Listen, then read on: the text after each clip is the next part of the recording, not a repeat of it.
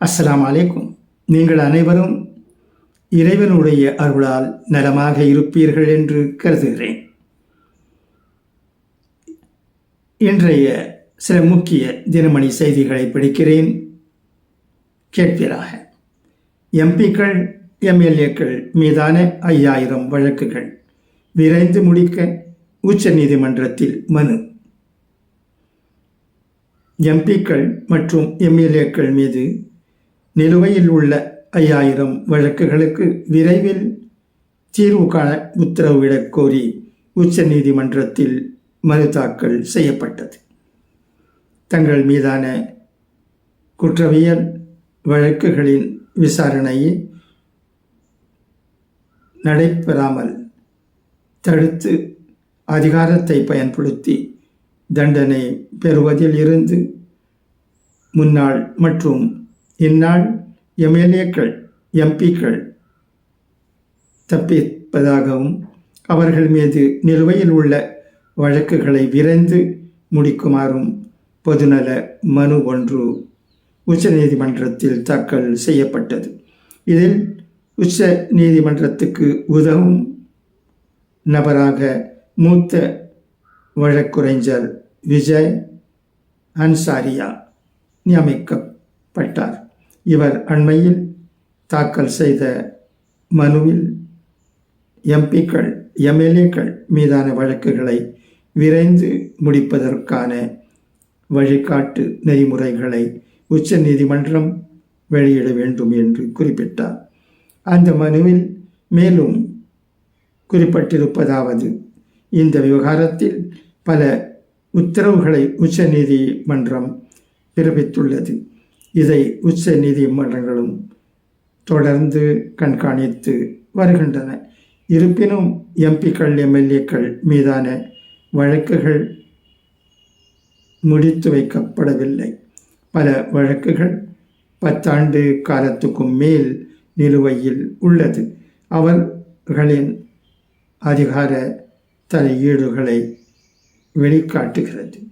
4732 குற்றவியல் வழக்குகள் கடந்த 2024 ஆண்டில் பதிவு செய்யப்பட்ட 892 வழக்குகள் உள்பட 2025 ஜனவரி 1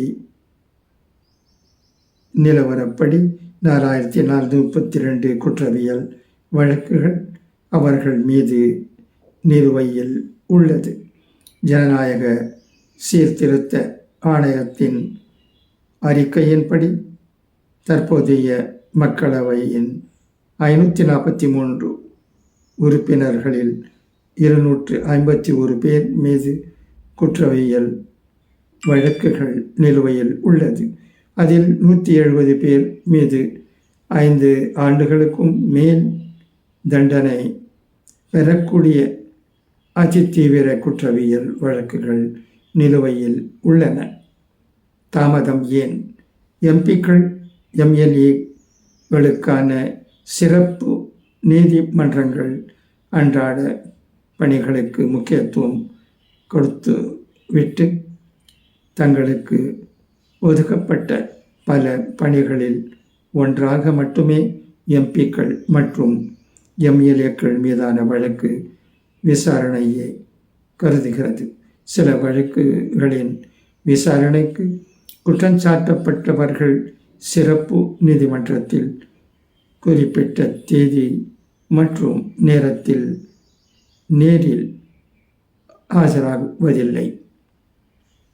அரிதான மற்றும் மறுக்க இயலாத சூழலில் மட்டுமே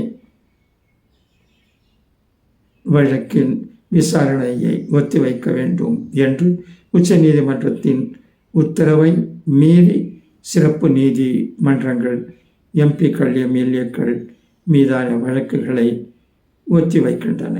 இதனால் வழக்கின் விசாரணையை நிறைவு செய்து தீர்ப்பு வழங்குவதில் தாமதம் ஏற்படுகிறது. உச்ச நீதிமன்றம் வழிகாட்டல் அவசியம். அரசமைப்பு சட்டப்பிரிவு 19(1)(a)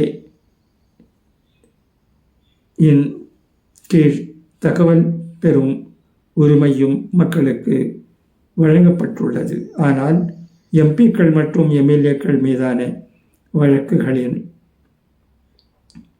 கள நிலவரம், விசாரணை, தீர்ப்புகள் உள்ளிட்டவை குறித்து பொதுமக்கள் தெரிந்து கொள்ளும் வகையில் தனி வலைத்தளங்கள் உருவாக்கப்படவில்லை. எனவே சிறப்பு நீதிமன்றங்களின் உத்தரவுகளை பொதுமக்கள் அறிந்து கொள்ளும் வகையில் வலைத்தளங்கள் உருவாக்கப்பட வேண்டும். அதேபோல எம்பிக்கள், எம்எல்ஏக்கள் மீதான வழக்குகளின் விசாரணையை நிறைவு செய்த பிறகே பிற வழக்குகள் மற்றும் பணிகளை சிறப்பு நீதிமன்றங்கள் மேற்கொள்ள வேண்டும் உள்ளிட்ட பல்வேறு வழிகாட்டுதல்களை உச்ச நீதிமன்றம் வெளியிட வேண்டும் என தனது மனுவில் அன்சாரியா குறிப்பிட்டார். இன்று விசாரணை. குற்றவாளி என நீதிமன்றத்தால் தீர்ப்பளிக்கப்பட்ட அரசியல்வாதிகள் தேர்தலில் போட்டியிட வாழ்நாள் தடை விதிக்க கோரி அஸ்வினி உபாத்யாய கடந்த 2016 தாக்கல் செய்த பொதுநல மனு மீது உச்ச நீதிமன்ற நீதிபதிகள் தீபாங்கர் தத்தா மற்றும் மன்மோகன் ஆகியோர் அடங்கிய அமர்வு திங்கட்கிழமை February 10 விசாரணை மேற்கொள்ள உள்ளது.